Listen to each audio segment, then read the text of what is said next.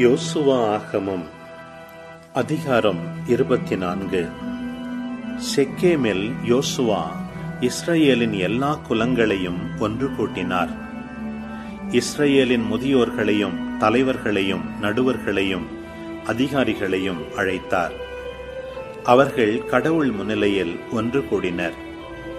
யோசுவா எல்லா மக்களுக்கும் கூறியது: இஸ்ரவேலின் கடவுளாகிய ஆண்டவர் இவ்வாறு கூறுகின்றார்: முற்காலத்தில் ஆபிரகாம், நாகோர் ஆகியோரின் தந்தை தேரா உட்பட்ட உங்கள் மூதாதையர் நதிக்கு அப்பால் வாழ்ந்த பொழுது அவர்கள் மற்ற தெய்வங்களுக்கு ஊழியம் செய்தனர். உங்கள் தந்தையாகிய ஆபிரகாமை நதிக்கு அப்பால் இருந்து அழைத்து வந்து கானான் நாடு முழுவதிலும் நடத்திச் சென்றேன். அவரது வழிமரபை பெருக்கினேன். அவனுக்கு ஈசாக்கை அளித்தேன். ஈசாக்கிற்கு யாக்கோபையும் ஏசாவையும் அளித்தேன். ஏசாவுக்கு செபீர் மலையை உடமையாக அளித்தேன். யாக்கோபும் அவன் மக்களும் எகிப்திற்கு சென்றனர். மோசேயையும் ஆரோனையும் அனுப்பி அங்கே என் செயல்களின் மூலம் எகிப்தை வதைத்தேன். பின்னர் உங்களை வெளியே கொணர்ந்தேன். உங்கள் தந்தையரை எகிப்திலிருந்து வெளியே கொணர்ந்தேன். அவர்கள் கடலுக்குள் சென்றார்கள்.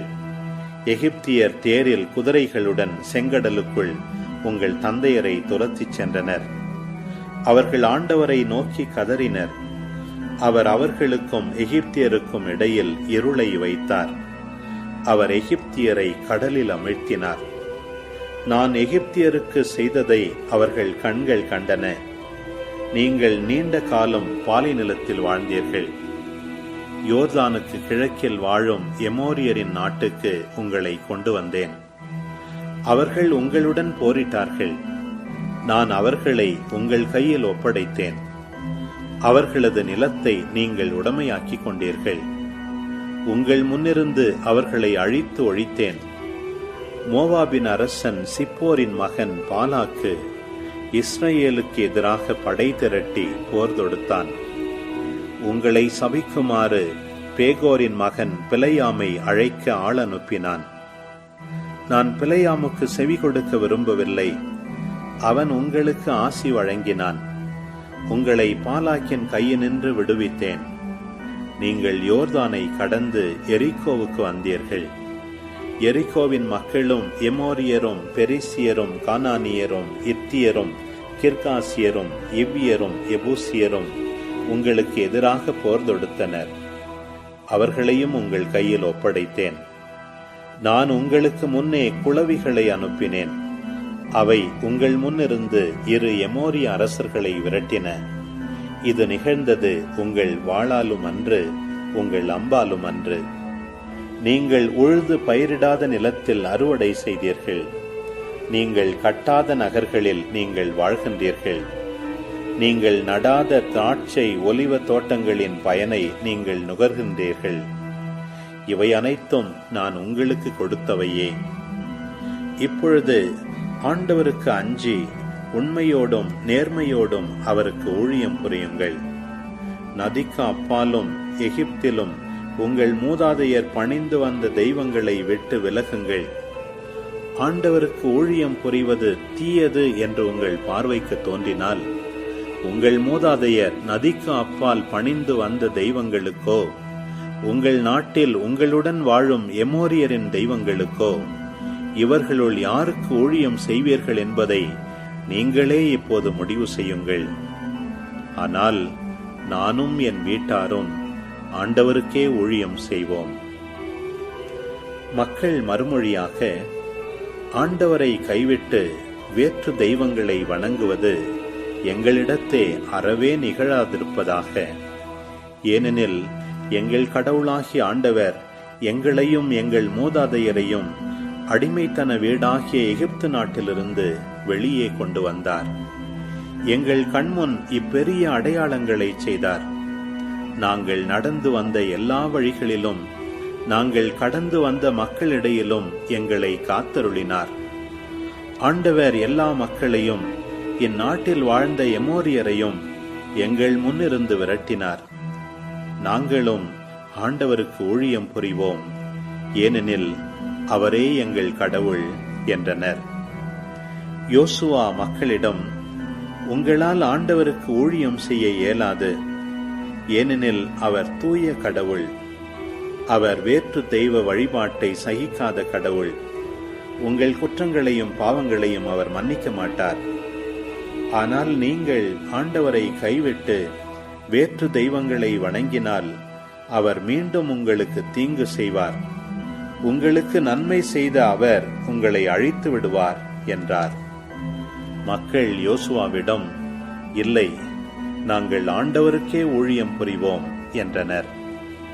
யோசுவா மக்களிடம், ஆண்டவருக்கு ஊழியம் செய்ய அவரை நீங்களே தெரிந்து கொண்டீர்கள் என்பதற்கு நீங்களே சாட்சிகள் என்றார். அவர்கள், நாங்களே சாட்சிகள் என்றனர். இப்பொழுது உங்கள் நடுவில் உள்ள வேற்று தெய்வங்களை விலக்கிவிடுங்கள். இஸ்ரவேலின் கடவுளாகிய ஆண்டவரிடம் உங்கள் இதயங்களை திருப்புங்கள் என்றார். மக்கள் யோசுவாவிடம், எங்கள் கடவுளாகிய ஆண்டவருக்கு நாங்கள் ஊழியம் புரிவோம், அவரது குரலுக்கு கீழ்ப்படிவோம் என்றனர். அன்று யோசுவா மக்களுக்காக உடன்படிக்கை செய்தார். செக்கேமில் அவர் அவர்களுக்கு விதிமுறைகளையும் ஒழுங்குகளையும் கொடுத்தார். யோசுவா இவ்வார்த்தைகளை கடவுளின் திருச்சட்ட நூலில் எழுதினார். ஒரு பெரும் கல்லை எடுத்து அதை ஆண்டவரின் திருத்தலத்தில் ஒரு கருவாலி மரத்தின் கீழ் நாட்டினார். யோசுவா எல்லா மக்களிடமும், இதோ இக்கல் நமக்கு எதிரான சான்றாக இருக்கும். ஏனெனில் ஆண்டவர் நம்மோடு பேசிய எல்லாவற்றையும் இது கேட்டது.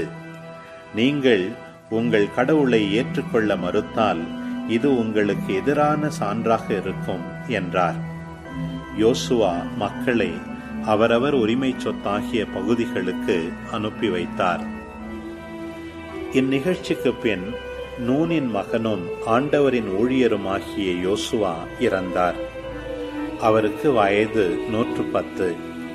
அவரை அவரது உரிமை நிலத்தின் எல்லையில் இருந்த திம்னத் சேரா என்ற இடத்தில் அடக்கம் செய்தனர்.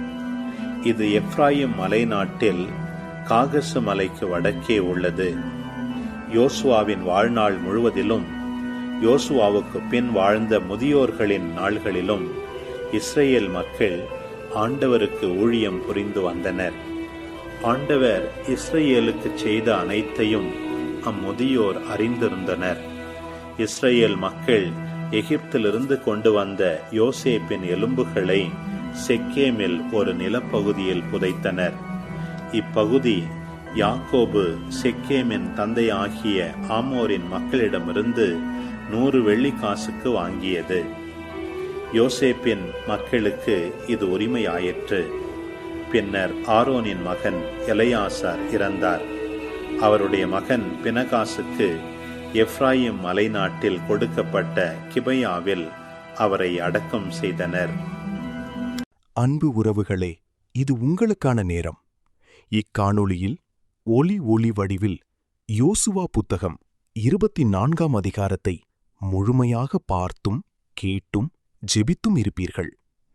இன்றைய இறை வார்த்தையின் அடிப்படையிலான கேள்வி: மூசேயையும் ஆரோனையும் அனுப்பி அங்கே என் செயல்களின் மூலம் எதை வதைத்தேன்? பதில்களை கமெண்ட்ஸில் பதிவு செய்யவும். இதுபோன்ற வீடியோக்களை தொடர்ந்து காண இந்த வலைதளத்தை சப்ஸ்கிரைப் செய்யவும். மேலும் லைக் கொடுத்து எங்களை ஊக்கப்படுத்தவும். இப்பதிவுகளை மற்றவரோடு பகிர்ந்து ஷேர் செய்து நாளும் திருவிவிலியத்தின் ஒரு அதிகாரத்தை வாசிக்கவும், கேட்கவும், பார்க்கவும் நீங்கள் உதவிடலாம். மீண்டும் அடுத்த காணொளியில் சந்திப்போம். இந்த நாள் இனிய நாளாய் அமையட்டும். இறைவன் உங்களை ஆசீர்வதிக்கட்டும்.